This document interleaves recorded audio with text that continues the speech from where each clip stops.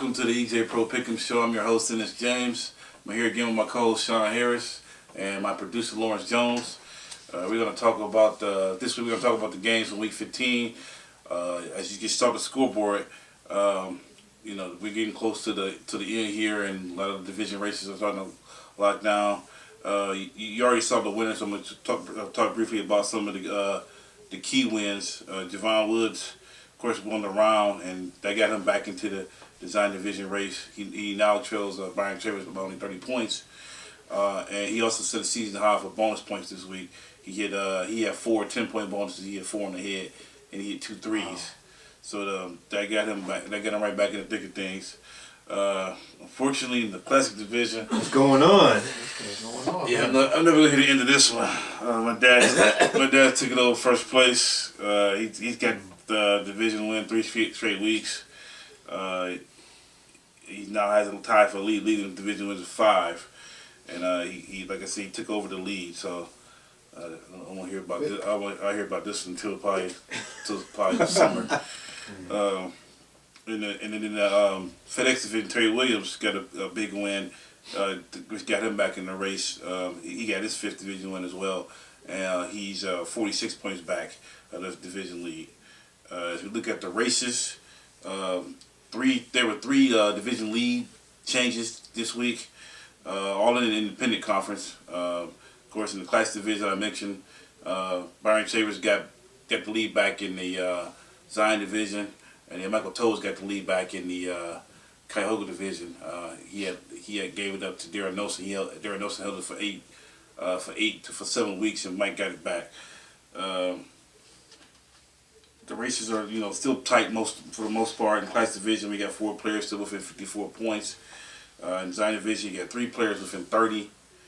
Cuyahoga division, like we mentioned, is it's only 1 point separating Darren Nelson and Michael Toes. And not only that, but those 2 probably going to be battling out for the top spot. For the top spot, yeah.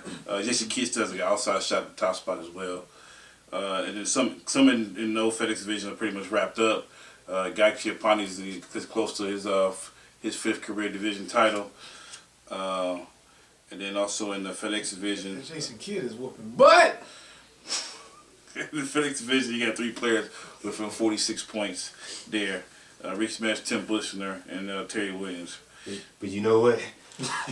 After you calculate my round wins and my division wins and conference wins, I'll probably be ahead of you. That's all that matters. What's mad about that round win? Yeah, he might be, because that's Eric. Speaking of Eric, set himself up nicely for that too.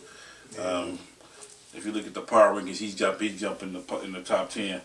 But let's go on to the games for Week 15. I didn't see too much of the Browns game. I'm pretty sure Sean watched it. But once again, I picked her. This year I'm 2-12 when picking the Browns. Every time I pick them to win and lose, every time I pick them to lose and win. And this time I picked the Bengals. And then I heard Colton Coy was starting, so I switched. And good job. I'm glad you helped me out. Yeah, but I'm not even gonna talk about the game. You go ahead and give me your thoughts about the game. Well, this game basically it was almost like a retroactive game for the Bengals. They were going back to what gave them success last year, which was running the ball with Cedric Benson. From the start, they started pounding the ball. The Browns defense looked unmotivated, didn't look inspired at all, and. Basically, they just went. I think Cedric Benson had over 150 yards. 160. 160. Well, Bengals had 160. Did they? Oh, okay. Yeah, I know more. Yeah, but I mean, they pretty much ran the ball. Safe. Passes. And everyone didn't have any turnovers. And I think even though some people might see it as a bad thing, when Terrell Owens got hurt right away, so they kind of immediately went. Away from the passing game, and it went right to the run game. I think that actually helped them out. It took their focus away from the passing game, and they just focused on the run. Yeah, that reminds me. I had Terrell Owens, my fantasy team. Oh, dang. Which officially puts me into retirement for fantasy football. I'm done. Come on, man. You can't give up. I freaking give up, man. I'm you can't never give up. I'm through with it. Come on now. I'm through with it. You gonna let T.O. take you out? I mean, it ain't just T.O. It's just everything. No matter who I play put in the Players get lineup, hurt. they get hurt, or else they don't do nothing. Oh man, you can't. Tom Brady goes crazy for the next 3-4 weeks. Come playoff time when I need him the most, He scored 30 points. he ain't do nothing. Of course, I had such a Benson on the bench. Yeah, that's your. Well, yeah. I mean, the Browns. Yeah. They've been pretty good. The against season run been this like year, that so. though. I got Adrian Peterson Oh yeah. and Jamal Charles. Who you think I'm gonna start?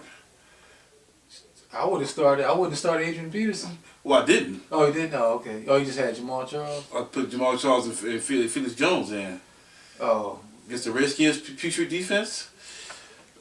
yeah. I would have. Yeah, I guess so. I mean, it would have been a toss up between Felix Jones and. All right, Yeah, what- but anyway. But it, yeah. Back to the anyway, Clowns.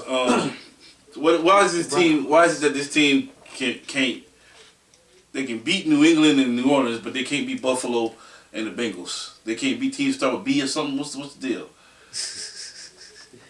I don't know. I just You know think, what? They with New England, they came out with all these trick plays, and New Orleans, they got up for that game too. But at the same time, New Orleans wasn't. They weren't themselves yet at the time, and I think Bush was hurt.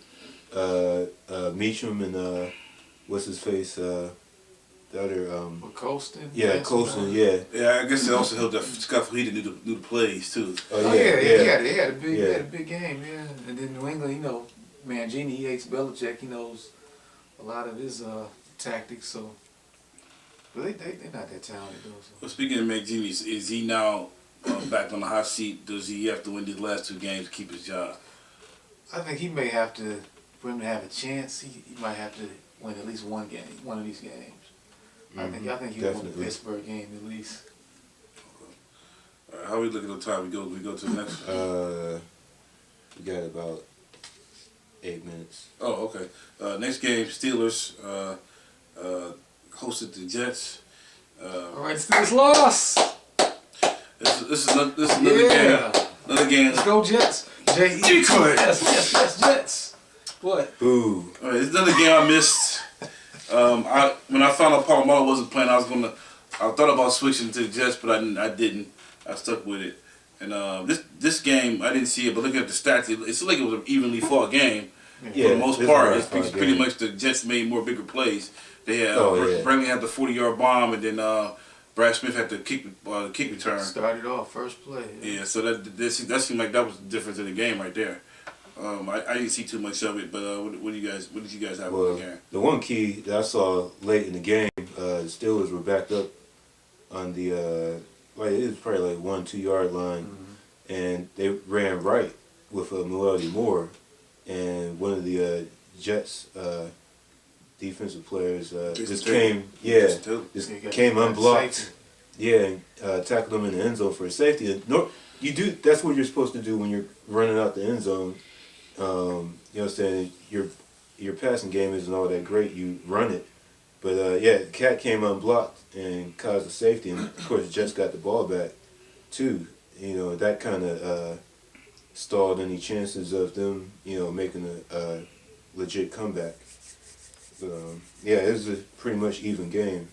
Well, once again, the Steelers seem like a totally different team without Palomaro. Yep. And it's almost like losing a quarterback. It seemed like it with them. Yeah. I don't know what their record is with him when he's not in the lineup, but they're definitely not the same team. That's definitely evident. The only thing I did notice though, looking at the stats, that Sanchez seemed like he played a lot better. He's been struggling a lot lately, playing in windy, cold conditions, and he seemed like he had a decent game. So I think that was another key reason why the Jets came out on top. Also, as far as picks, this was a key game. 9 out of 42 people picked the Jets. There were 8 3-point bonuses and 1 10-point bonus, including Javon Woods. That was another one that he hit on the head. Okay. I'm picking about 5. Yeah. Wow. Next game was New Orleans at Baltimore. This was a key pick game as well. 17 out of 42 I picked the Ravens. There were 7 3-point bonuses and 1 10-point bonus. The difference in this game, the Ravens seemed they got back to their running game. The last few weeks they kind of struggled running the football. This made they stopped giving the ball to Ray Rice.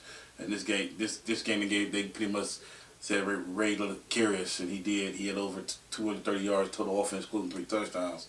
I guess you could say the Saints, you know, over their win streak, they've been pretty balanced, running the ball, running and throwing the football, and they were unable to run the football against the Ravens. That was pretty much the difference in the game. Yeah, I didn't see much of this game, but the one reason I picked New Orleans, and I thought that like the Ravens would have another collapse, just because the Saints have been pretty explosive as of late. So I was thinking that you know, it would be like this close, but that the Saints would come back. But like you said, they got back to the running game, and the defense helped seal the win. Yeah, they don't have nobody to jump offside. Oh, like Cincinnati. Like Cincinnati, they're smarter than that. So, yeah, Ravens, they definitely needed this win. Definitely just get the momentum back. And this week they did come up with a big play, and it's the Breeze with about 2 minutes left. Like in the past few weeks, they had the lead, and their defense was on the field, and their defense gave it up. So this time they made a play, and that was definitely the difference in this game. How are we looking on time now? Got 4 minutes. All right. Next game. I don't know how many people actually thought that Jacksonville would go into Indianapolis with a chance to win the division and actually, you know, do it. I don't know how many people thought that, but not many people thought it, because only 13 people picked the Jaguars, and there were three 10-point bonus hits in this game. Another one that Javon hit on the head. What's funny, this game was kind of backwards. You look at the stats. The Jaguars got held pretty much in check running the football, and Colts pretty much won this game running the football. Donald Brown went off on 129 yards. They held MJD to 46 yards. Mm-hmm. And I think the key for this guy, I think the coach got some key guys back, like Donald Brown, Gary Brackett, and Antoine Bethea came back as well. So I think that was the difference. And Austin Coley for like a couple catches. He got knocked out. Got his 10th concussion of the year. Yeah. I think that guy might have to quit for real, forever. I don't know what the deal is with him. But now both these teams are tied for the division. The Colts play in Oakland next week. I don't know who Jacksonville has, but you know, do the Colts hold on to win the division now? I think they do. What they've proved so far is like they've had a tough year. They had a tough season, but Houston and Jacksonville aren't ready. They at least we thought Houston was making some steps, and they've gone backwards. And we thought, you know, Jacksonville. I mean, they still got a chance, a lot better chance than Houston, but it's like they're still not ready. They're not gonna make a move until Manning retire. I'll probably say. Nah, it's still up in the air to me. I mean, I'm still gonna lean towards Jacksonville. I still think they could end up winning the division. I mean, they played Washington at home. They should win that game. Indianapolis, even Oakland's tough. I mean, they're not a, you know, there's no automatic W in Oakland. They've been playing, you know, some decent football this year. They'll definitely have to put up the same effort they put up against Maurice Jones-Drew this year. They have to stop. Yeah, Oakland's one of the top rushing teams in the league too. Yeah, so that. And you know, teams always from the East Coast have a tough time going out west. The West Coast, yeah. So they're kind of like in the Midwest. I mean, it's a little better. Still the East time zone, whatever. Yeah, but yeah, I definitely yeah, it's still wide open for whoever wins that division. All right, we're gonna take a break, and then when we come back, we're gonna talk possibly about one of the maybe the biggest choke jobs in the history of sports. So one of the greatest.